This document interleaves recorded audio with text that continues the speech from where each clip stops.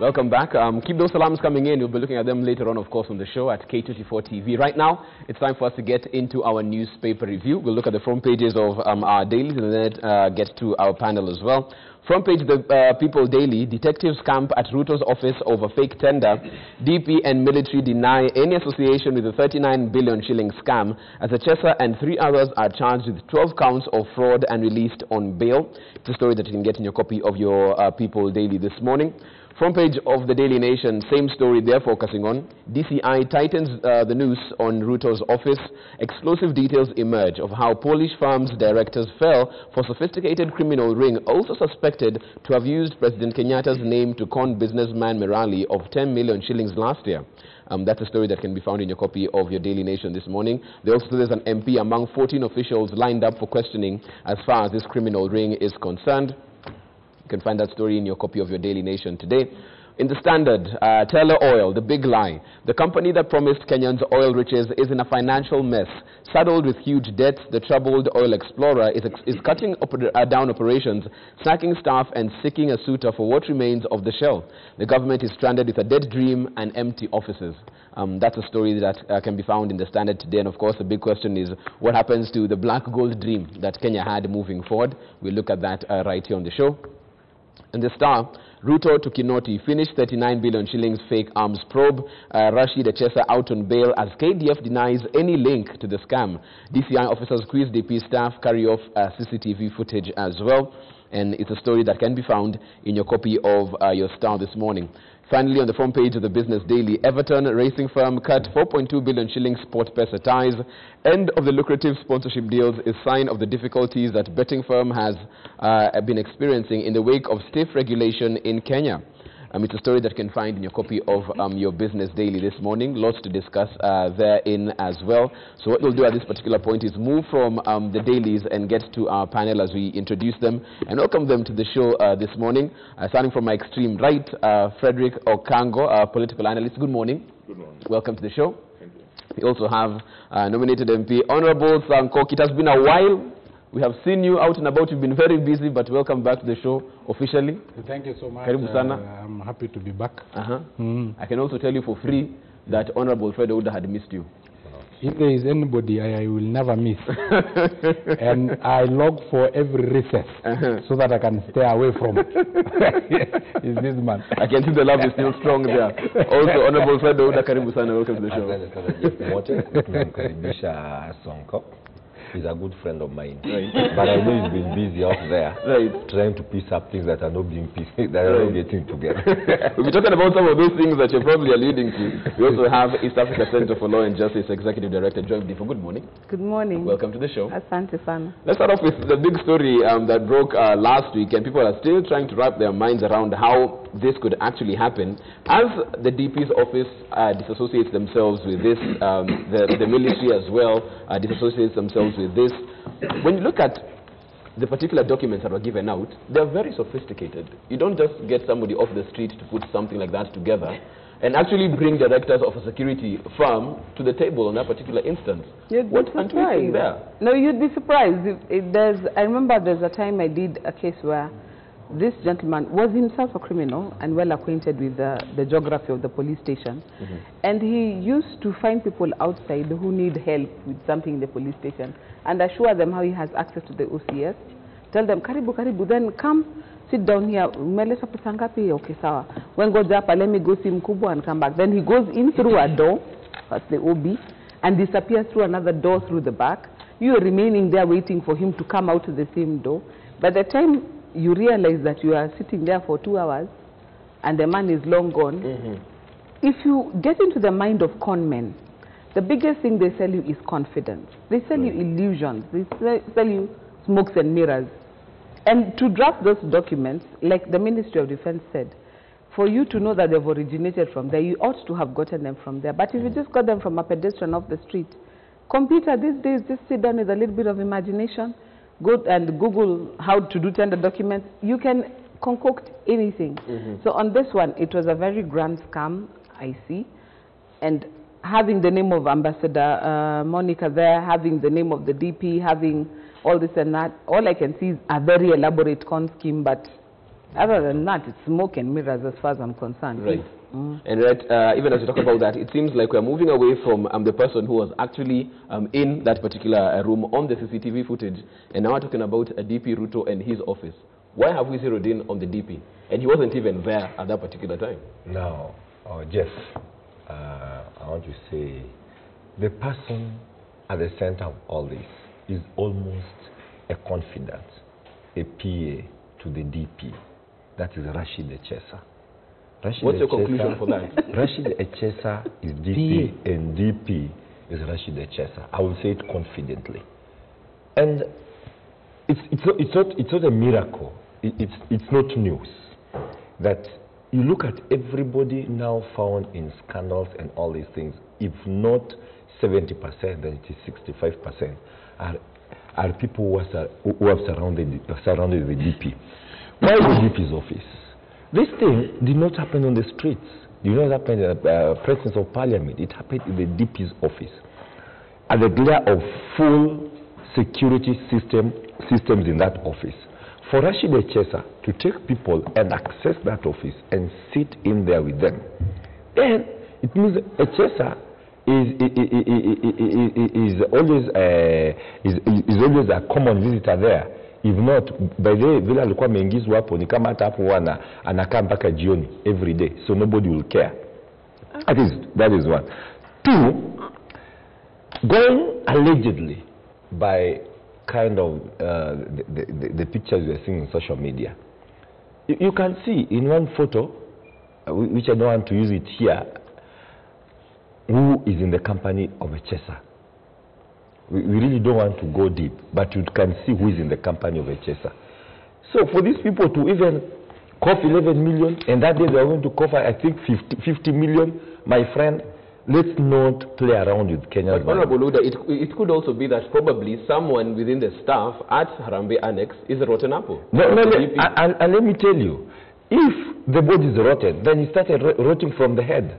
Then it's only that office that can actually allow such things to go on. Let's be factual. And if at all these people are defaming them, let them go to court. Let the DP's office go to court. We've seen the chief of we've seen the head of Kenya Army come out and say we'll go to court over this. Now we have not heard the DP's office saying the same thing, that they're going to go to court. And lastly, 23 minutes. 23 minutes is a whole lot of time. 23 minutes is enough for a flight to take off from JKIA and you'll be past Kericho and landing in Kisumu. So 23 minutes is enough to even take, you have to call somebody 100 billion. So if you talk about 23 minutes, you need 23 minutes. Why talk about it? Let me tell you, there are things when you defend them, you confirm them. To me, the DP brought himself into all this, and then he should carry his own cross. I know Sankok is going to actually try and trivialize all this, but I'm telling you, by admitting 23 minutes, you are actually saying, I knew what was going on. Honorable Sacco, could you agree with this? That if it happened in his office, he in Kenya, witchcraft is real. It is very real. The DP's office is a public office, which anybody can walk in and out, because when it is a public office, it's open. Yeah, those are facts. So if Echesa walked in and wanted to see the DP, he was not successful because there was no appointment, and the DP was not even there, and he sat in the boardroom.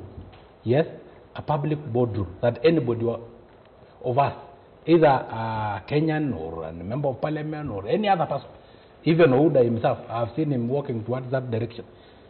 And he can sit in that office for even 1 hour or even 2 hours. The gate. Okay. Not got in. Yes. and to be factual, corruption in our country, I don't know what is happening. Because we really don't want to fight corruption head on. If somebody have accepted that they have bribed, now the giver and the given, who is more guilty? These guys have accepted that they have bribed somebody so that they can get a tender. That is by itself a corruption. I expected these guys to be in, first of all. Secondly, this issue of Ruto men, I think Echesa was Uhuru man. Why do you say that? Because it is Uhuru who was the appointing authority, who appointed him to be a cabinet secretary. I think Echesa is Raila man. He was once the leader of the youth league for ODM. So if he's Ruto man, is Uhuru man, is Raila man. But you know, because you want to identify somebody, you channel in fact, all of us now, including myself, I'm no longer Uhuru's man. I'm now Ruto's man. Yet I'm nominated by a party whose party leader is Uhuru. And I'm loyal to Uhuru. But you know, because they want to identify somebody, when I speak, they say this one is somebody's man. And then again, everybody is saying Echesa is Ruto's man. Yet when there was that fake dollar thing, and whoever was involved was a former PA to Raila, nobody said Raila men had fake dollars. When there was fake gold, yes, and there was some communication from Wetangula, and he was the core principal to Raila, nobody said Raila man. Now I'm told somebody who was appointed by the president have now become Ruto man, and Ruto have never become an appointing authority. Let me tell you, my brother, this is just a scheme to try and paint somebody black. But the issue is that we have the case at hand where DCI should investigate thoroughly, because the government does not corrupt itself. It is the private sector who can bribe procurement officers, get tenders, and don't implement those tenders because they have already bribed. Let us now face corruption head on by making sure that the giver, if you give a policeman a bribe, it is not only the policeman who is guilty. You are also guilty because you want to hide from or run away from your road traffic offenses. If you can meet somebody and say, we need 11 million so that we can give you a tender, then you are bribing. Let me get to Frederick Okango. On the issue of bribe, even as very quickly. Yes, very quickly. They did not pay Echesa and team a bribe. They paid for what you call consultancy. The scheme looked so neat that they were even told to pay 11.5 million for consultancy. They were not bribing them; they were paying for consultancy services.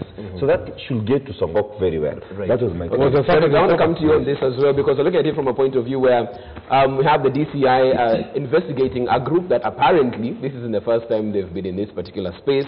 They are also suspected to have used President Kenyatta's name to con businessman Mirali of 10 million shillings last year. We remember that story because it caused quite a stir, yet it just fizzled out until this came again. Are the DCI and the prosecutorial office also not following up on these particular issues? Thank you, Jeff. I think, first of all, Kenyans should remember that this is not the first time this is happening. Sometimes back, there was an issue of a similar case when it happened right inside DOD. Yes. A similar issue, and the Kenyans should not forget, where a fake general was canvassing for fake tenders, and there were arrests. The case disappeared. But I want to remind Kenyans of so many issues that they need to know. Number one, conmen will always use big names. They will drop names to get what they want. They are very smart. And some of these conmen are also politicians. The conmen will hang around big people to exude that confidence so that the public can know I'm always with so-and-so. Now, I've seen photos going around on social media, but you see, we should also be aware of photoshops. Because while it is possible that the people mentioned in this scandal are associates of DP, they have been seen with him in his office, like Echesa, but it's also possible that he could not be aware. That burden of proof, we leave it to the investigators. We cannot talk about it here. None of us can say that I know. It's not possible.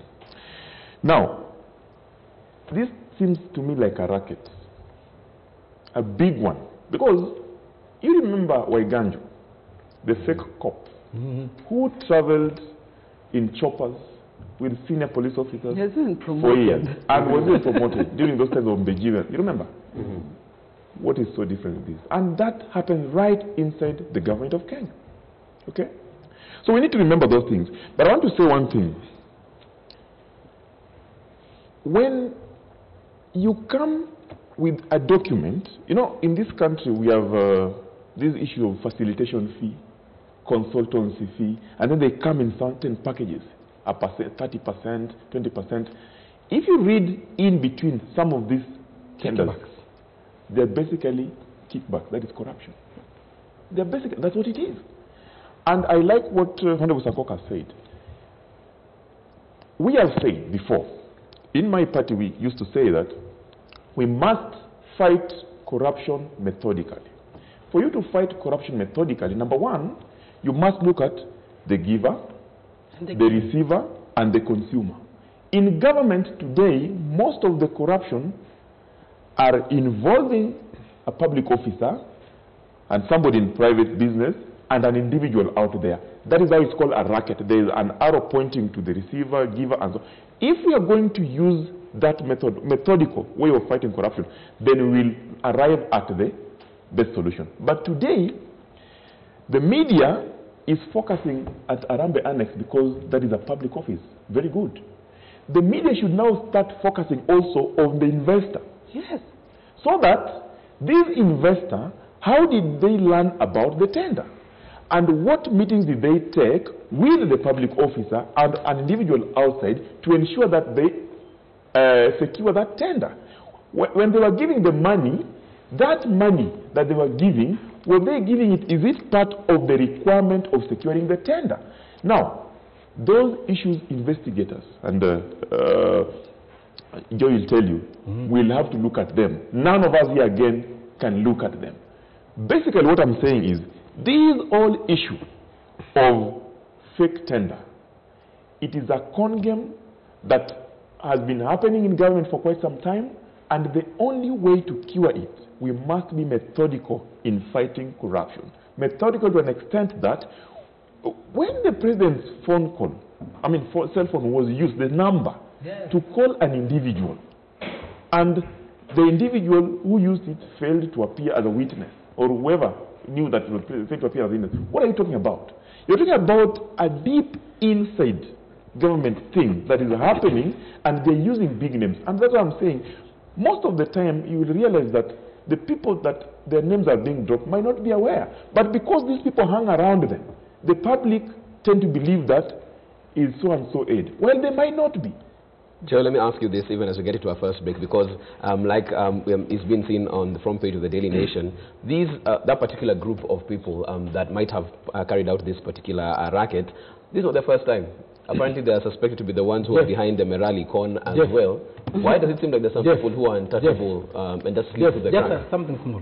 Just one second, I'm coming to you before you go to the No, 1 second. What Honorable Ouda said is that Echesa is a PA to William Ruto. He should apologize. Because they have never been a PA to William Ruto. Joy, I'll come to you. I'll come to you too on that. So why do you feel like this particular group of people, after such a high-profile arrest and case, just simply slipped through the cracks and now they might be back? There's something that has just been said about fighting corruption methodically. That is, you know, the nature of such crimes is that it's a jigsaw puzzle. You must find all the pieces. If one of the pieces misses, the case collapses. So like right now, it looks very nasty, it's very everything. But if they go to court and they cannot show the thread between here, there, and make the full circle, the case will fail. And for many cases that involve this conmanship, this high-level conmanship, unless the investigators are very methodical and leave nothing unturned, find every email, every SMS, every meeting point, whether they met, when they arrived in the country, and just piece all the pieces together. Even this, it makes for good headlines today, but find the matter in court after 2 years, and you'll find that there's nothing. The investigators have not come, some crucial witnesses are not there, and then it collapses. If you make a living off conning people, 11 million is a good payday. You're not conning this one only. You're conning a few other people. So for them, that's how they make a living. So they're not going to stop at 1. They're not going to stop at 2. I doubt this is the end of the story. All they do is just simply refine it and move it to a higher level. And like I said before, when someone is a con man, they sell confidence, they sell hope, they sell a mirage, a dream. And unless you're very savvy, or you're straight, because if you're doing things properly, you'd have asked the right questions. You'd have gone to the right places. Like if you're getting tender documents from the government, you'll not wait for somebody to give you printed documents. You'll go to the website or to the DOD and get the tender documents for yourself. So if you're somebody who's also crooked, you're going to get taken in. And that's how con men take people in. They give you a call and tell you, you know what? You are going to get X amount of money, but for you to get that money, you have to pay a registration of 50 bob. It's a game of selling hope and dreams and things like that. So for them to have done it before and to have done it now, I can assure you this is not the end. Okay. But if they're going to be stopped in their tracks, our investigators have to do a stellar job, and the prosecutors have to nail, the evidence has to be nailed on these fellows in such a way that it's beyond reasonable doubt, because that is a standard of proof. Just to mention something. And that's why sometimes when you go to a court of law, these con men have found their way to go around it. And that's why sometimes I thank the media, because sometimes this is the only justice we have. So nobody should blame me for these big headlines. These headlines should be there for people to know who are con men. 2, for these people to be self-confident, as Joy puts it, there must have been a high-ranking government official back in their country in Poland who actually showed them this thing is right. So even that government official in Poland, they should be questioned, because there must be a high. And then talking about Harambee Annex, where they are being mentioned, I mean, it's the only conducive environment for corruption and stealing from people. And it has happened when somebody else was conned over 200 million to supply fake computers in the same Harambee Annex.